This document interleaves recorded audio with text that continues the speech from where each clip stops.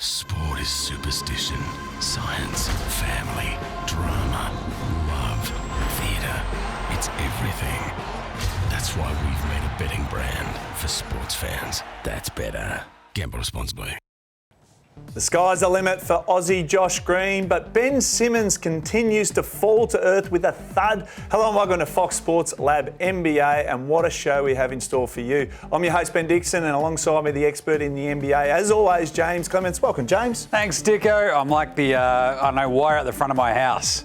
I'm alive and I'm wired. Let's go. This is great. You're always wired on this show. Coming up, why Luka Doncic needs Aussie Josh Green. Special guest Carlos Boozer answers the big questions on Ben Simmons. And the big names make the big calls on another weekend of basketball. James, I know you'll be loving the return this week of Josh Green, especially his setback three against Norman Powell and the Clippers. Can he maintain that early season form 20 games after his elbow injury? Can he, Dicko? Yes. Will he? Also, yes. But seriously, that step back three, how good was it? He made Norm Powell do the Texas two-step. He made him do the hokey pokey and then he fell down. It was unbelievable. I absolutely love that. Josh Green just turning Norm Powell into a pretzel. You love that. But the man from Sydney, he might only average 7.5 points a game, 2.5 rebounds or so. But this year he's been amazing, right? So 45% from three before he goes down with that elbow injury. It really made Greeny take a big step up.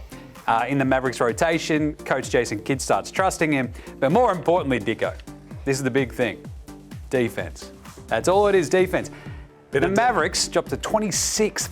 That's very bad, very bad. Awful. Basically in defensive rating with Greeny out. So he gave them sort of like positional versatility when he was out there early in the season. And even though they sort of were a 500 team with him out there, he just sort of gave Luka and that Mavs team just that sort of extra sort of weapon to throw out there.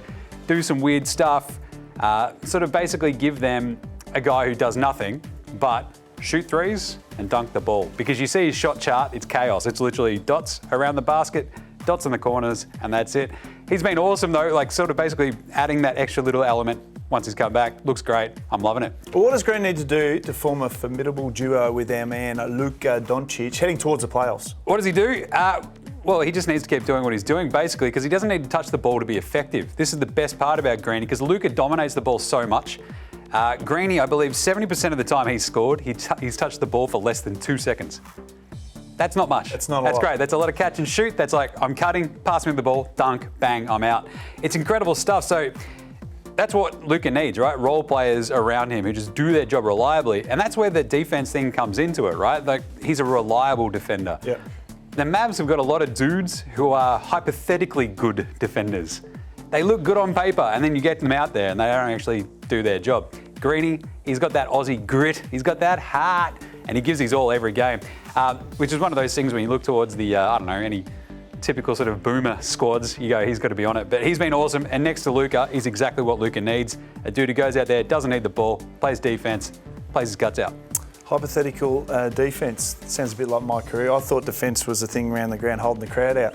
All right, sometimes it's not how your star players help you win, it's how you win without your star players. The Celtics are getting it done, but the Bucks were struggling without Giannis and Middleton. What's the difference, James? It's actually a really fascinating sort of setup there, Dicko, because Boston and Milwaukee are at the top of the Eastern Conference, and we did see Milwaukee without Giannis, without Middleton. We call him Kate, not Pippa. And away they went. The thing is, Celtics, they ripped off like, I think, a 9-game winning streak. That came to an end this week. Had a pretty tough trip down to Florida. But they hit a tipping point of injuries, the same thing as Milwaukee. Because I think the big difference between Boston and Milwaukee with that stretch was that the simple idea was Milwaukee lost 2 of their stars. Boston only ever kind of lost 1, but were dealing with injuries at the same time.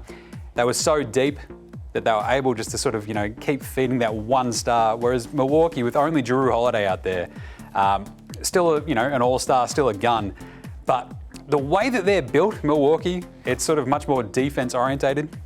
And when you lose those 2 sort of offensive guns like Giannis, Middleton, for any sort of stretch, it's a tougher sort of ask the role players to sort of step up and carry that scoring load. But the thing was, the Celtics are the best away team in the NBA, right? 17-9. So the way they did that was just keeping on scoring. Like, you just go, right, we've lost. Maybe we don't have Jaylen Brown today. Maybe we don't have Marcus Smart. Doesn't matter. we've got guys who can step in like Malcolm Brogdon, like Derek White, and just keep knocking in shots. They've got Grant Williams, another really good role player who can sort of step up when needed. Milwaukee, they've got our man Jinglin Joe Ingles. I love him. Joey. Jinglin Joe, the man from Happy Valley. But the way that they sort of then have to knuckle down when they don't have a Giannis is just defense. And it's not going to win you as many games, I think, in today's current NBA, just going, we'll just outscore you. Defense, you should be able to pull it back down, but if you don't have someone to put you over the top, it's going to be a lot tougher. But basically, look, third defensively, the Bucks, really good. Offensively, 23rd. So that's the sort of big difference, right? The offense for Boston still up here. Yep. The defense has then gone up to meet it. But the Milwaukee offense just sort of fell apart without those also sort of big component parts, really. All right, Lakers made a move this week and traded for Rua Hachimura from the Wizards. Does he move the needle? Is it the move? Rui is a guy who can get you 30 one night. He'll get you 0 the next. He actually did that last week. He got him 0 and then got him 30.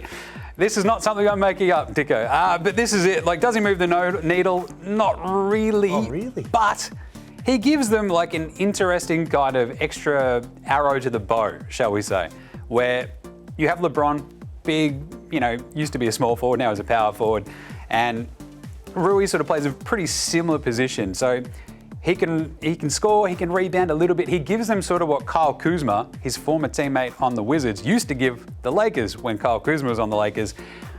It's fascinating to see if LeBron could get the best out of Rui, because this is a kid who has had the entirety of Japan on his shoulders. Yeah. And it's been a tough one for him.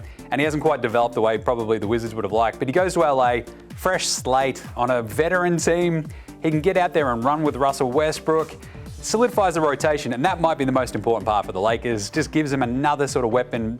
They gave up a bag of chips for him. Kendrick Lamar, none. I love him, but he's not as good as Rui Hachimura. So, look, LeBron's going to try to notch this all-time scoring record. I say with this sort of addition, bringing in Rui, look for a few more wins, I reckon, in the next couple of weeks from the Lakers as they get Anthony Davis back, get it all sort of solidified, and especially as LeBron makes a run of that all-time scoring record. Gave him up for a bag of chips. I love your analogies. All right, stick around because we'll keep the Aussie flavour flowing when Carlos Boozer joins us to talk about Ben Simmons.